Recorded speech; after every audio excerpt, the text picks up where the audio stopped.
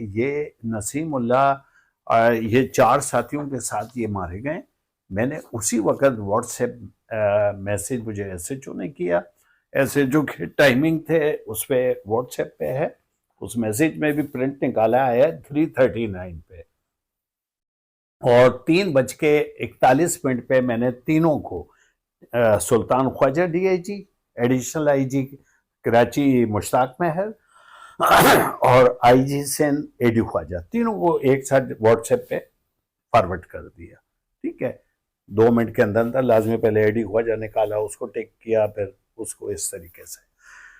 तो जो उसने एसएचओ ने मुझे मैसेज किया, लिखा कि इसमें 2 आदमी मारे गए, 4 मारे गए, 2 आदमी की शनाख्त है, एक मौलवी सा और एक शायद नजर जान था। बहरहाल वो है ना जो है उसमें के ये इस वारदात में मुलविस थे। ठीक है, आप उनकी पॉइंटेशन करवा लेते, किसी ने पॉइंटेशन नहीं कराई, वो मैंने फॉरवर्ड कर दिया। मैं है ना, मुझे है ना, उससे पहले मैं दफ्तर में बैठा था, मैं अपने दफ्तर से चला हूँ, मेरे दफ्तर के बैक साइड पे सुपर हाईवे पे बकाई हॉस्पिटल है, उसका टावर मुझे लगता है, और सामने जो है जिकरिया घोट है उसका भी लगता है, कभी उसका कभी उसका। मैं वहां से निकला हूँ, मेरी तो पूरा रिकॉर्ड है। मॉडल कॉलोनी पे गए हूँ, टैंक चौक पे वो आया हुआ है 225 35 ऐसे कुछ, उससे कहा मैं वहां जा रहा हूँ और ऐसे इतला है और ये हो कुछ भी हो सकता है, तो नफरी भेज दें। मैंने सेट से नफरी भिजवाई है, उस सारी पुलिस की मोबाइलें गई हैं उधर। उसके बाद है ना जो है मैं पीछे गया हूँ, मलिर कैंट का आता है 235 पे, मलिर कैंट वो कौन सी लाइन है, खैबर लाइन है या जो भी है। उसके बाद मैं वहां मेमनगोट थाने गया हूँ पीछे के रास्ते से। उस वक्त तमाम रोड टूटा हुआ था, मेरे पास एपीसी थी। एपीसी आपको पता है कि क्या स्पीड होती है और बड़ी आराम से चलाना पड़ता है।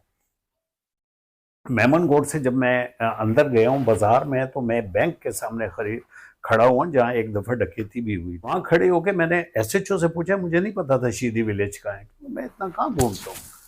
तो वो मेमनगोट थाने का तो एरिया नहीं था, शाह लतीफ का था। तो एसएचओ ने मुझे कहा है कि सर वो तो खत्म हो गया मुकाबला, और लेकिन मैं आदमी भेज रहा हूँ आपके पास और वो आपको गाइड करेंगे। 2 मोटरसाइकिल पे पुलिस वाले आए जो हमें, वहां हम खड़े थे बैंक के पास, वो हमें लेके वहां चले गए। वहां हम गए तो मुकाबला तो खत्म हो चुका था और सबको पता है। फिर आस्ता आस्ता वो आने लगे, फिर मैंने मोबाइल कॉल किए, इतने में मैसेज आते हैं। देखें, आपको बाज दफा हमारे बताने से पहले पता चल जाता है, क्योंकि छिपा वाले होते हैं, ये आ जाते हैं, कोई आसपास उनको कोई भी मैसेज कर देता है, हमारा वायरलेस ऑपरेटर ही कर देता है, इसमें कोई ऐसी चीज नहीं है। और कितनी दफा ऐसा होता है, मैं तो रात को सोया होता था और सुबह जब मैं उठता था तो मेरे नाम से वो चल रहा होता था, एसएसपी मलिर रात को 2 डाकू पकड़ लिए, या 1 मार दिया, या ये ट्राले छीनने वाले पकड़ लिए 4, ये चीज मिली। मैं सुबह उठता था, जब टीवी देखता था तो उसमें एसएसपी मलिर, राव अनवार, तो मेरा एसएचओ ही चला देता था कि मेरी तरफ से, कि ताकि चले हम अपने एसएसपी की तरफ से वो चला रहे। नसीमुल्लाह किन वारदातों में आप कहते हैं वांटेड भी था, किस तंजीम से इसका ताल्लुक था और किस नौयत की वारदातों में ये मुलव्वस था? इसका ताल्लुक टीटीपी से था और ये 2 एफआईआर में बाकायदा नॉमिन एक इन्वॉल्व था और इश्तिहारी था। ये 2016 में इसको एटीसी 4 ने इश्तिहारी किया। ये जंग अखबार, टाइम अखबार और सिंधी अखबार में इसका इश्तिहार दिया 2016 में। ये आप देख सकते हैं, इसका नाम भी है नकीबुल्लाह। अदालती फैसले को कैसे समझते हैं? किसको? अदालती फैसला जो अभी हुआ है बिल्कुल सही है, क्योंकि मैं तो पहले दिन से कह रहा था कि ये केस फेंक देना चाहिए। इसलिए फेंक देना चाहिए कि पहली जो स्टेज होती है एफआईआर होती है, ठीक है। ये एफआईआर है इसकी सच्चल थाने की 40/2018, ठीक है। अब इसमें टाइमिंग है और डेट है 23 तारीख को ये एफआईआर रजिस्टर हुई है, 23 जनवरी 2018। ये सब आपके सामने, इसमें कोई ऐसी बात नहीं है। 7:10 पे और वकुआ इन्होंने लिखा है 3/1/2018 के उस दिन इसको उठा के ले गए और इसके साथ 2 लोग ले गए, हजरत अली और कासिम को, और उनको बाद में दोनों को तो छोड़ दिया, इसको रखा और उसके बाद इसको मार दिया। और इसमें उन्होंने लिखा है कि आईजी सिंध ने इंक्वायरी कमेटी तश्कील दी जिसमें पुलिस के आला हुकाम शामिल थे, जिन्होंने अपनी फाइंडिंग रिपोर्ट में राव अनवार और उसके एहलकारों को मुलव्विस पाया। ठीक है, एफआईआर मेरे भाई है 23 तारीख की। फाइंडिंग रिपोर्ट में भी उन्होंने मुझे नहीं वो किया, बल्कि यहाँ कहा कि ये करीब था। तो ठीक है, क्या है, मैं तो, मेरा फर्ज है, मैं तो हर जगह जाता था, खड़ा होता था, सबके प्रेस कॉन्फ्रेंस करता था। फाइंडिंग रिपोर्ट 25 तारीख की है, तो ये तो एफआईआर तो डैमेज हो गई ना। 2 दिन पहले इन्होंने कैसे ये कह दिया कि ये फाइंडिंग आएगी, इनको कैसे पता चला? आईजी की रिपोर्ट, आईजी को जो फाइंडिंग रिपोर्ट तो आईजी को जाती है, किसी मतलब उसको तो नहीं जाती ना, प्राइवेट पर्सन को तो नहीं जानी चाहिए। और वो जब होगी, ये देख सकते हैं, डेट भी देख लें और जो मैंने बताया इसको चेक कर लें। अच्छा, इसमें मादी में पुलिस अफसरान ने कैदों सोबतें उठाई, फिर सेडल वाजिद दुरानी साहब, ये भी जब उनके खत्म हो गया तो इन्होंने भी जो है वो दोबारा पुलिस में आके जो है वो खिदमत अंजाम दी। आपका भी गालिबन 1 साल तकरीबन बच रहा था। हाँ, तो आप दोबारा से पुलिस को ज्वाइन करके कुछ करना चाहेंगे, कोई टास्क या? देखिए, मैंने आपको अभी पहले ऑफ द रिकॉर्ड बताया कि मेरा कोई अपना जाती इंटरेस्ट नहीं है। मेरी सारी सर्विस में, कराची के पुलिस में एक ज़माने में सीआईए होती थी, एसआईयू है, सीटीडी है, बहुत सारे थाने हैं, रेंजर्स पकड़ती है, एजेंसीज पकड़ती है क्रिमिनल को। आज तक कोई क्रिमिनल ऐसा नहीं पकड़ा गया और ना ऐसा कोई बयान आया कि मैं किसी क्रिमिनल को मैंने छोड़ा हो अपनी पूरी सर्विस में, एएसआई से लेके एसएसपी तक। ना मैं अपने एसएचओ को कहता था कि किसी को छोड़े, ठीक है ना। तो मेरा शुरू से एक ये है कि क्रिमिनल आदमी किसी तरीके से जो है लोगों को तंग ना करें, मेरा एरिया बिल्कुल सुकून में रहे, और सुकून में था। मलीर के सारे लोग हैं अल्हम्दुलिल्लाह, इतने सारे लोग होते थे, अगर निकलते तो वो तो सारे बाहर आ जाते अगर मेरे से तंग होते, कोई भी मुझसे तंग नहीं। ख्वाजा इसार को मैंने पकड़ा था जब, तो उसपे उनको ये हुआ कि इसने उसके क्योंकि नॉन बेलेबल वारंट थे एटीसी कोर्ट से, वो मैं लेकर आया। वो मेरा जो एक्शन था जस्टिफाइड था, क्योंकि एक आदमी को कोर्ट से वारंट मिलता है, वो उसको अमल दरामद करेगा, उसमें मैं क्या आईजी से पूछता। तो उसने कहा जी मुझे नहीं बताया, ये नहीं बताया, सीएम सिंध को भड़का दिया और उसे उठा के मैं सस्पेंड कर दिया, हटा दिया। तो मैं हट गया वहां से। तो उसमें मैंने एक प्रेस कॉन्फ्रेंस की थी कि आईजी साहब ने गलत किया है और वो इस तरह हमें अंडर एस्टिमेट ना करें, और मैं उससे पूछने की जरूरत नहीं है, और मैंने लीगल काम किया है।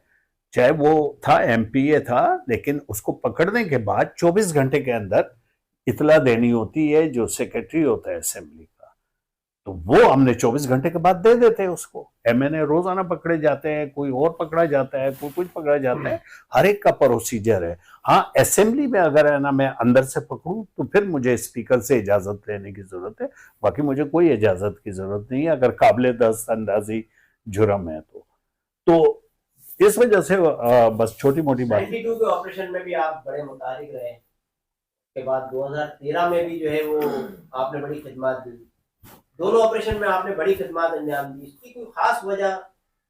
खास तो कुछ नहीं, मैंने कहा ना कि मेरा एक जज्बा था, विल थी कि यार एक अल्लाह ताला ने हमें इतनी ताकत दी है। मैंने जब सुराब कोर्ट में लोगों को एक्शन लिया, उससे पहले तो वहां अंदर कोई जा नहीं सकता था, ठीक है ना। उसमें आपको पता है एसपी फारूक एवान और वो दूसरे थे, उनको गोलियां भी लगी हैं, सब कुछ हुआ, और वो वहां से निकल गए। उन्होंने शोर किया कि फरंगी आ गए और मारना शुरू कर दिया।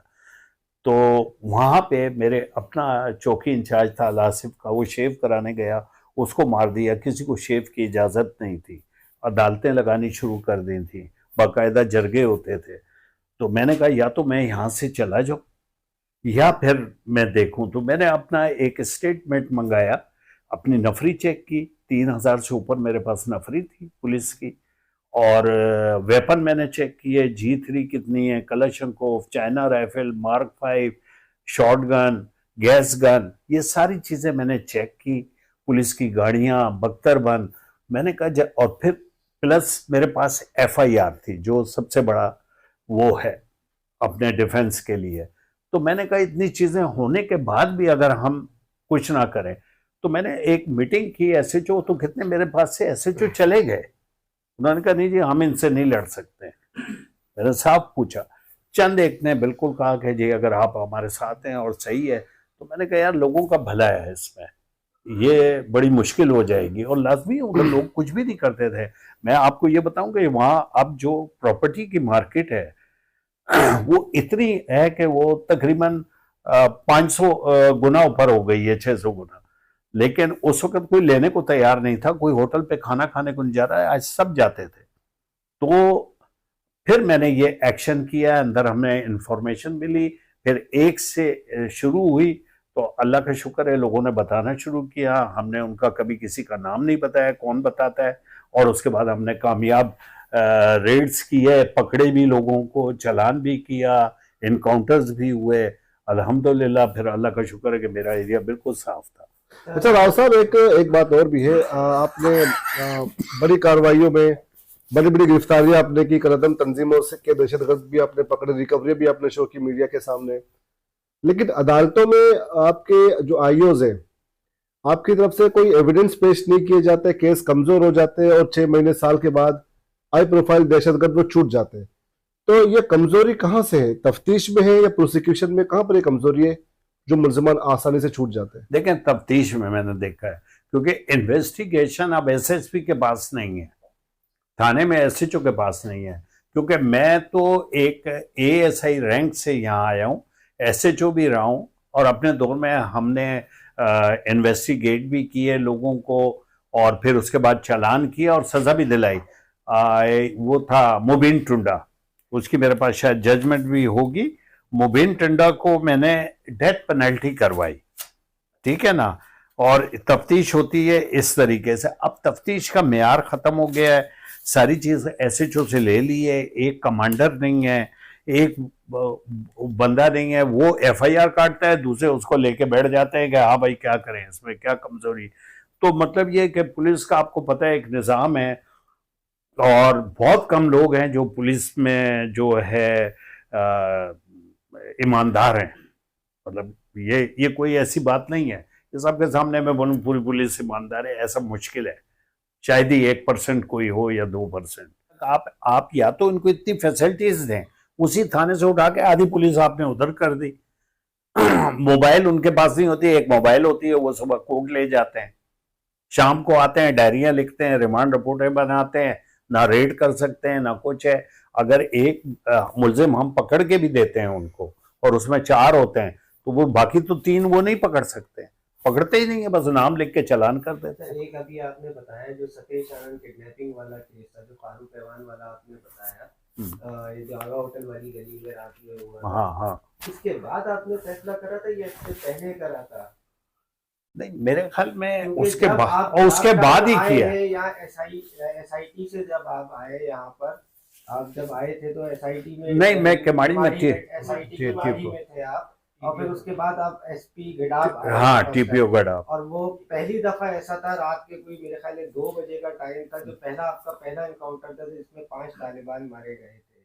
वो 2009 में जी, वो पहला आपका एनकाउंटर था। और उसके बाद फिर मुसलसल ये दहशतगर्दी की तरफ जो है, वो जो टेररिज्म था उसके खिलाफ आ गए। इससे पहले आपका माजी में नहीं, 2009 में एक ये वाकया हुआ था जिसमें हाजी मसूद पारिक के वो डकैती की थी 15 करोड़ की, उसके वो मुलजमान थे जो मारे गए थे, लेकिन थे ताल्लुक TTP से था। उसमें कारी हुसैन था, उसका सगा भांजा भी था शाह से, जो मारा गया था।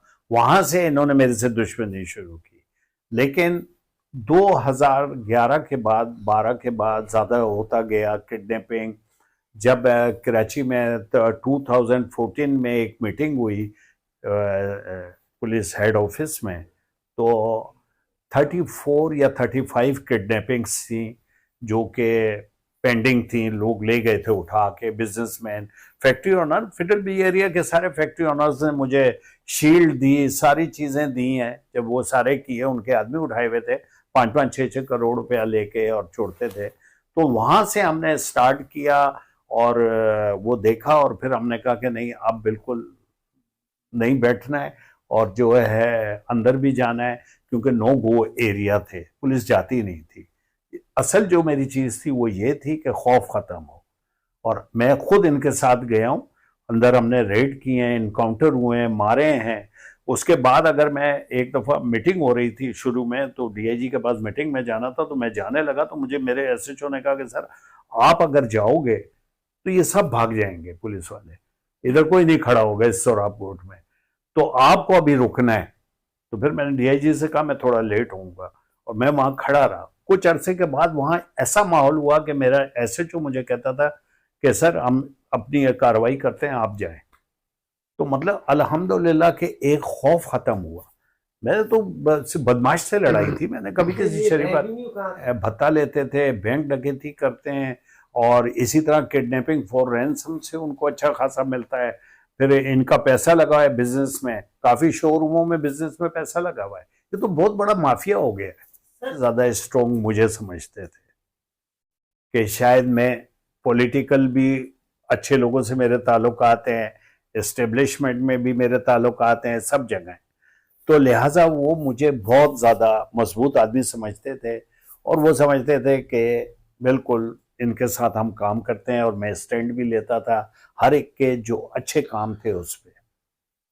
तो इस वजह से फिर अब जो है वो एक तो उनका मोरल डाउन हुआ जब मेरे साथ इस तरह का गलत काम हुआ, और दूसरे नंबर पे जो है क्रिमिनल्स जो थे उनमें एक खौफ था। खुदा ने, ये खुदा की मर्जी थी कि उसने मेरे नाम में मेरी एक बात में ताकत दी हुई थी, और वो लोग खौफ खाते थे और नहीं आते थे मेरे एरिया में, और बहुत लोग भाग गए थे, अच्छे अच्छे लोग भाग गए थे। काफ़ी चीज़ों का हमें तो पता रहता था और लोग भी बताते थे, लेकिन अब लोग आ गए। अब वहीं के सोराब कोर्ट के लोग आते हैं मेरे पास, वो बताते हैं कि सर हमारी हालत बुरी है, स्ट्रीट क्राइम में भी, भत्ते में की भी पर्ची हैं, हर चीज हमें। लैंड ग्रैबिंग बहुत ज्यादा, लैंड ग्रैबिंग है। अब लैंड ग्रैबिंग आप देखें कि वो अली हसन बरोई, ठीक है, उसे मैंने पकड़ के वो किया, वो हब चौकी से निकल के कभी वो अंदर नहीं आता था, उसकी जरूरत नहीं थी कि वो अंदर घुस जाए, लेकिन इस वक्त वो सारी जगह। अब वही उसी पुलिस को वो इस्तेमाल करके पूरे मलीर में और ईस्ट में जो है वो सारे मामला लेके चल रहे हैं। वो हद से ज्यादा कोई बोलने वाला नहीं, कोई पूछने वाला नहीं, तो कुछ नहीं। उसके पीछे ऐसा कौन है? उसके पीछे लाजमी कोई ताकतवर लोग होंगे, कोई लोग जिसको राव अनवार संभाल सकता है। हाँ, नहीं मैं तो किसी की नहीं मानता था, मैं तो सब इसका सदुपयोग कर सकते हैं। मैं तो ये कोई देर ही नहीं लगती। देखें, अगर है ना रियासत स्टेट चाहे, और स्टेट की रेट होनी चाहिए, पुलिस की रेट होनी चाहिए, क्रिमिनल आदमी को डरना चाहिए, और शरीफ आदमी समझे कि ये आदमी मुझे तोहफत देगा। आप मेरे किसी भी एसएचओ, डीएसपी जिन्होंने मेरे साथ काम किया है, आप उनको कुरान का हल्फ दें, खाना काबा ले जाएं, मैं उनका टिकट दूंगा उनको, और उनको जाके हलफ लें वहां जाके कि मेरी सीधी पॉलिसी थी कि क्रिमिनल आदमी को छोड़ना नहीं है और बेगुनाह आदमी को कुछ नहीं कहना है। हालात तो यही है कि कुछ इसमें से लैंड ग्रैबर्स जो हैं वो बीएलए को पैसे देते हैं, कोई टीटीपी इनसे ले लेती है, बीएलए वाले खासकर काफ़ी कंफर्म न्यूज़ है। और इसके अलावा जो है अपना उनके आदमी भी यूज़ करते हैं। अफगानी कितने प्लॉटों पे बैठे हुए हैं, इन्होंने बैठाए हुए हैं, क्योंकि आदमी भी इनको चाहिए। सर इनको सपोर्ट किसके लिए?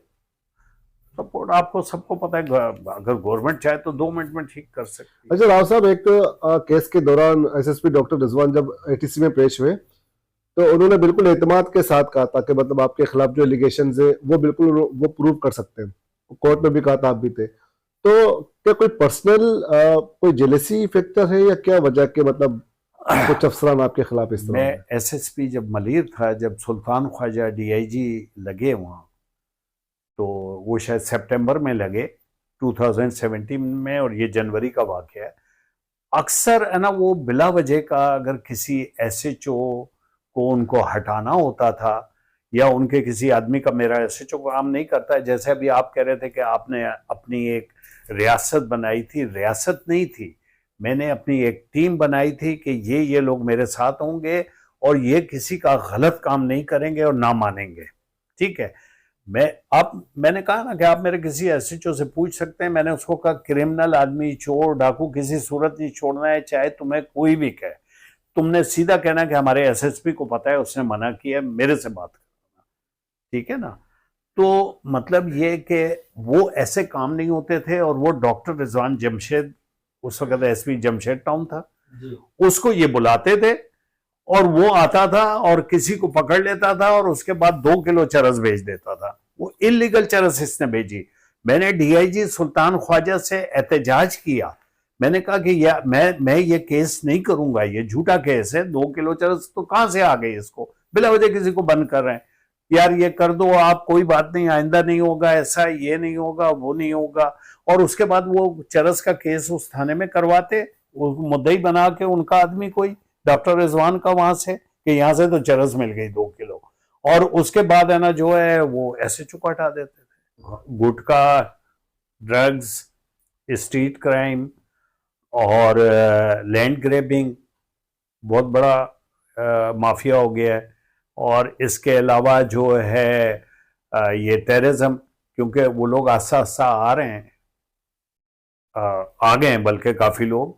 और कभी भी कोई भी वाकया, थ्रेड्स भी चलते रहते हैं और काफ़ी देर के बाद वो अपनी प्लानिंग करते हैं, जगहें देखते हैं किस जगह पे करना है, कब करना है, क्या टाइमिंग होंगे, इस वॉच करते हैं बाकायदा बैठ के। चिंची रक्शे को यूज़ करते हैं, उसमें बैठे रहते हैं, बगैर आप उसको कुछ नहीं कर सकते, कोई वेपन नहीं, कुछ नहीं, लेकिन वो अपनी सारी कंप्लीट करते हैं इंटेलिजेंस। तो इस तरह की बहुत सारी चीज़ें हैं, क्योंकि फिर हमारा हब हमें लगता है ये इन्होंने देखे ना इसका सीडीआर नहीं लिया नकीबुल्ला, वो ये जो नसीमुल्ला उर्फ नकीबुल्ला, इसका सीडीआर नहीं लिया। इसका घर आज तक आप लोगों ने नहीं देखा होगा, आपको नहीं पता इसका घर कहाँ है। बता दें सोराब गोट में किसी 2 आदमी ले आए कि भाई ये रहता था, बड़ा शरीफ आदमी था, सुबह जाता था और शाम को आता था। ये हब में रहता था और एक फैक्ट्री में इन्होंने, ये इनका तरीका था, हमने बड़े दहशतगर्द पकड़े भी और वो भी किया। ये रात को इन्होंने आके वहाँ से फैक्ट्रियों में नौकरी कर ली, किसी ने चौकीदार, किसी ने कोई चीज़, और रात को फैक्ट्री में सोते हैं। इनको पता है कि रात को पुलिस और रेंजर्स रेड करती है, और उसके बाद सुबह ये पता कर लेते हैं कि मोहल्ले में कोई पुलिस तो नहीं आई थी, फिर सुबह जाके अपने घर जाते हैं। तो ये हब में फैक्ट्री में सोता था, ये वहां रहता था। इसकी सीडीआर इसीलिए नहीं ली गई कि इसके पास 5 सिमें थी। ये इसका आप, ये इन्होंने लिया पर्चा, 5 सिमें इन्होंने बताई हैं पुलिस ने, ये देखें। और ये आप इसका आईडी कार्ड और ये नंबर मिला लें, इनको भी बता दें, ये लिखा हुआ है, इसका नाम नहीं लिख रहे हैं ऊपर, आईडी कार्ड नंबर देख लें। तो ये सीडीआर नहीं लिया इसलिए कि सारा हब और वजीरिस्तान का वो आ जाता। मतलब इस केस को जबरदस्ती खराब करके पीटीएम बनाई गई। मंजूर पशरीन जैसा मुल्क का गद्दार आदमी जो कि पाकिस्तान की फोर्सेस के खिलाफ नारे लगाता है और ये करता है, मैं खुदा की कसम इधर होता तो ये, अगर ये सोराब गोट में इधर घुस नहीं सकता है। मैं ये कसम खा के कहता हूँ कि ये इधर घुस के मुझे दिखाए, ये इधर हमारे मुल्क के खिलाफ, हमारी फोर्स के खिलाफ, पाकिस्तान के खिलाफ एक नारा लगा के दिखाए। ये अफगानिस्तान से इंडिया के साथ इनकी ताल्लुकात हैं, वहाँ से उनकी एजेंसियां थी। अब तो खैर वो हुकूमत चेंज हुई तो थोड़ा फर्क आया, नहीं तो ये तो अफगानिस्तान है। आपने देखा कि वो वो पड़ा था, ताहिर दावड़ नाम था, एसपी था, जो जिसकी डेड बॉडी है, तो उन्होंने है ना पाकिस्तान के वो आदमियों को नहीं दे रहे थे, इसको दी है उनकी लोगों ने। तो ये किस हैसियत में? तो मतलब ये कि ये इस तरह की चीजें बना के अपने मुल्क को डैमेज करना, नुकसान देना फोर्स की है। ये इस मुल्क में अगर ये फौज ना हो तो आपको नहीं पता कि यहाँ इसके खिलाफ कितनी साजिशें हैं, कितनी चीजें हैं। ये तालिबान से लड़ रहे हैं, रोजाना हफ्ते में 2-4 फौज के जवान या कैप्टन या मेजर या कर्नल शहीद हो जाते हैं हर हफ्ते। आप देखें कहीं ना कहीं धमाके हो रहे हैं। सरहद में कितनी बुरी हालत होगी, तमाम पुलिस स्टेशन पे अटैक होते हैं, ठीक है ना। तो ये चीजें देखनी चाहिए। मैं तो है ना, कभी मैं आपको बताऊंगा, मैं सरहद में भी जाने को तैयार हूं। 3 आदमी वो हैं जो अलग थे नकीब के अलावा, जो कि 2 का, एक मौलवी और एक कारी है और एक नजर जान था जो महसूद है। तो कारी वो कहते हैं कि ये दोनों 9 नवंबर 2016 में इनको पंजाब से उठा लिया और ले गए। अब 9 नवंबर 2016 या 10 नवंबर 2016 जो डेट है, उसमें मेरी पोस्टिंग ही नहीं थी मलीर में। मैं ख्वाजा हज़ार वाले केस में 15 सितंबर 2016 को पोस्टिंग से हट गया था। मैं जनवरी, मेरे पास वो मेरा ये सारा वो है, ये चार्ज रिपोर्ट, और ये मैं जनवरी 2017 में दोबारा लगा हूं। मेरा तो नवंबर से वास्ता ही नहीं था। तो मतलब ऐसी डॉक्यूमेंट्री एविडेंस है, ऐसी चीजें हैं कि आप देखें तो परेशान हो जाएं इसमें कि ये इन्होंने किया है और क्या हालात किए हैं। अब ये जिस तरह ये बताते हैं कि जी ये आदमी जो थे इसमें उनको गवाह रखा है, ये उनका मैंने पूरा डेटा भी लाया हूं और ये FIR भी है। ये इसमें जो हजरत अली इन्होंने बनाया कि इसको अगवा कर लिया था और ले गए थे। तो हजरत अली वो आदमी है जो जिसके भाई, ये खिताब है, ये इसका बाप है, और ये खिताब जो है इसका ये इसका सगा भाई है। ये 2012 में, ये मैं मंगो पीर की FIR भी लाया हूं, 225 शायद FIR नंबर है 2012। और इसमें जो है इसने मेरा एक गनमैन था, अनवर नाम था उसका, पठान था वो, जब मैं TPO गढ़ाब था, तो इसने उसको शहीद किया है।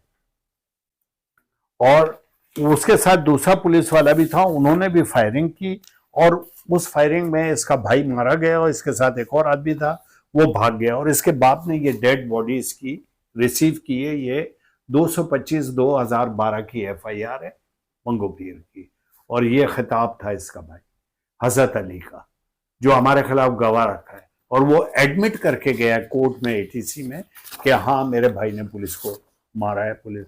और इनका TTP से ताल्लुक है, ये सारे गवाह भी हमारे खिलाफ महसूद TTP वाले रखे हैं इन्होंने। और ये इनका जो गवाह रखा है, इसमें मैं आपको एक और चीज़ इसकी दिखाता हूँ कि आप हैरान होंगे कि ये देख लें, उसमें पढ़ भी लेना। ये कासिम और हजरत अली रखें, और ये देखें इनकी ये हैं, ये गवाह हैं मेरे पास खिलाफ। इस तरह के लोग गवाह रखें कि, और ये आपको मैं तो ये इन्हीं के डॉक्यूमेंट से साबित कर रहा हूँ ना, मैं कोई अपनी तरफ से तो आपको दे ही नहीं रहा हूँ, ये सब इनके ही डॉक्यूमेंट्स हैं, इन्हीं के लोग हैं। अब आप ये एक लेटर देखें, ये मेरा सगा भांजा है, इसने कभी जिंदगी में पुलिस में नौकरी नहीं की, ना पुलिस की एप्लीकेशन कभी दी होगी कि मुझे भर्ती कर लो। इसको इन्होंने लिखा, ये कभी एहतियात के तौर पे एक इंटेलिजेंस रिपोर्ट थी कि आपको हो सकता है कोई इधर उधर से खाना वाना चीज मंगाएं तो कुछ डाल दे कोई, तो एहतियात करना। तो ये कभी खाना बना के ये मेरा ले आता था, मैं इसके अलावा किसी से खाना खाता ही नहीं था, ना होटलों पे जाता था ना कोई और जगह पे। तो ये इस बच्चे को इन्होंने एक तो लिखा कि हेड कांस्टेबल, और दूसरा इसको वो लिख के और इसका नाम डाल दिया ECL में कि ये देखें ये आफ्ताब पठान का कारनामा, ये इसके खिलाफ हम जा रहे हैं, ये ले लें कि आफ्ताब पठान ने ये किया कि इसको उसमें डाल दिया ECL में, और ना ये इसका नकीब केस से कोई ताल्लुक था, और दे दिया कि हेड कांस्टेबल फलाना, और इसका ID कार्ड नंबर वगैरह सारी चीज डाली। और उसके बाद हमने हाई कोर्ट में गए और वहां भी इन्होंने कहा अच्छा जी हम जवाब देते हैं, ये देते हैं। फिर हाई कोर्ट से ये ऑर्डर हुआ है, इसका नाम ECL से निकला है। अब आप, हाँ आपके भांजे का, हाँ, और उसको हवलदार लिख दिया, हेड कांस्टेबल। अब बताएं कि ये सारी मेलाफाइडी थी, सारा केस जो है ये जो उड़ा है तो वो यही वजह है। दूसरा मेरे पे 444 का इल्जाम लगा दिया कि 444 आदमी मैंने मार दिए हैं।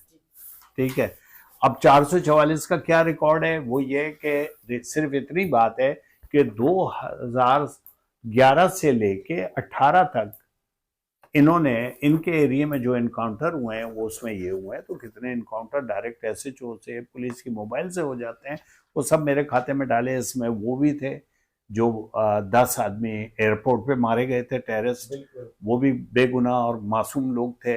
फिर इसमें ऐसे आदमी थे 12 जिन पे हेड मनी थी और इन्होंने खुद रेकमेंड किया, अभी तक वो हमें मिली नहीं है, 1,80,00,000 रुपया इन्होंने रेकमेंड किया था। इसी ने वो पूरी मैंने फाइल की कॉपी कराई हुई है, वो मेरे पास है, वो जब भी मौका हुआ मैं आपको दिखा दूंगा। और जिसमें इन्होंने लिखा था कि ये इन्होंने किसी पे 15 लाख था, किसी पे 10 था, किसी को टोटल वो 12 आदमियों पे 1,80,00,000 रुपया था। तो वो है ना सारा का सारा वो भी डाल दिए कि ये भी 444 में। जब ये सुप्रीम कोर्ट गए एप्लीकेशन लेके तो वहाँ जस्टिस मुशीर आलम साहब और जस्टिस याया अफरीदी, उन्होंने इनसे सवाल किया, टिकर चले आपके चैनल्स पे, कि बताएं कि आपके पास क्या सबूत है, कोई नाम बताएं। एक नाम नहीं था इनके पास 444। आज तक आपने नाम सुना है किसी से? वो मंजूर पश्तीन शोर करता रहता है कि 444 हो। गधे, तुम एक नाम तो ले आओ।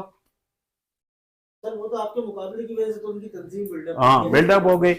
एक नाम ले आए वो गधा, कि वो ले आए, लोगों को मिसगाइड करता है, झूठ बोलता है। एक नाम ले आए अगर अपने बाप का बेटा है तो, और बता दे कि ये बेगुनाह है, तो वो तो गंदा किस्म का इंसान है, मुल्क दुश्मन आदमी है। अच्छा राव साहब, ये बताएं कि अब आप किस किस के खिलाफ कानूनी कार्रवाई करने का इरादा रखते हैं, और प्लस नकीबुल्लाह केस को आप कहां लेकर जाकर दोबारा? नहीं, लाजमी मैंने तो रिक्वेस्ट भी की है कि इसको जो है जिस तरीके से डील किया गया और गलत तरीके से किया गया है, और मुल्क को बड़ा नुकसान हुआ है, क्योंकि देखें पूरे मुल्क में बदनामी कर दी, अमेरिकन को वो कर दिया, उन्होंने मुझ पर सफरी और माशी पाबंदी लगा दी। उनको मैंने अपील की तो उनके पास कोई सवाल ही नहीं होता है। आखिर में आके उन्होंने मुझे ये कहा आपका क्या रोल होता है?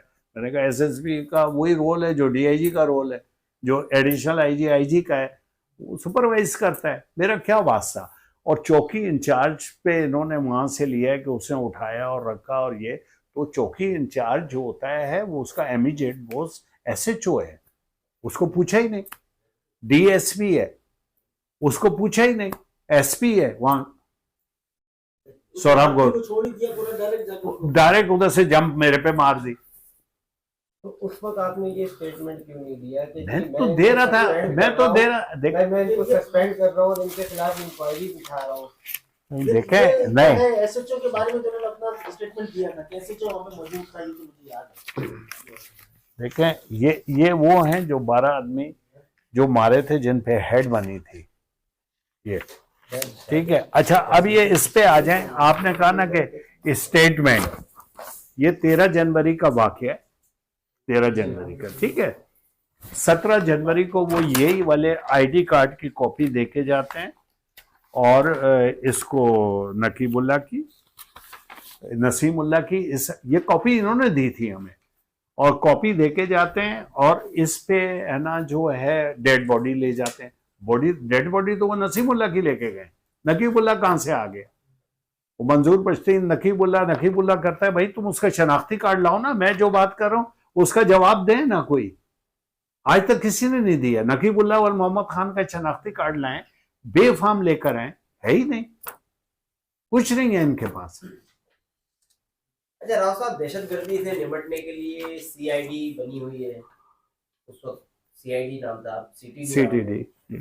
तो अगर एक मुआवजा किया जाए, जब आप एसएसपी मलिक थे, सीटीडी की वो कारकर्दगी नहीं थी, उससे ज्यादा आपकी कारकर्दगी थी, तो इसके पीछे ये उनकी कारकर्दगी अच्छी नहीं थी, या आपके हसास इदारों से आपके ताल्लुकात ज्यादा मजबूत थे? तो आप देखें, इस मुल्क के लिए आपको मैं तो हर आदमी के साथ मिलता है। कुछ चीज़ें ऐसी होती हैं जो हमारे पुलिस के पास नहीं है।